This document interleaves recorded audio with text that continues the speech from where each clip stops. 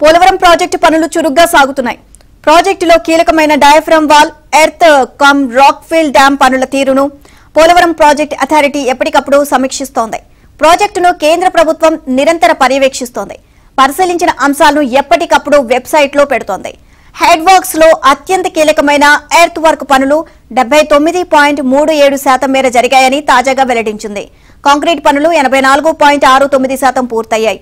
67,059 metric టన్నులు steel ను వాడారు. పోలవరం కుడి ప్రధాన కాలువ పనుల్లో ఎర్త్ వర్క్ పూర్తయింది. ఎడమ ప్రధాన కాలువకు సంబంధించి 94.96% పని పూర్తయింది.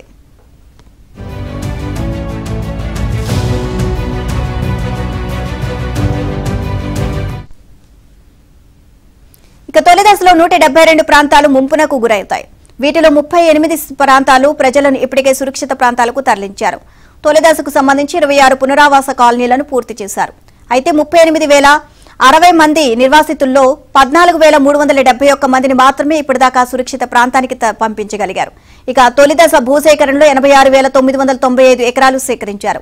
12,832 కోట్ల నిధులు అవసరం కాగా ఇప్పటికీ 6,223 కోట్లు ఖర్చు చేశారు. కేంద్రం నుంచి మరో 6,609 కోట్లు రావాల్సి ఉంది.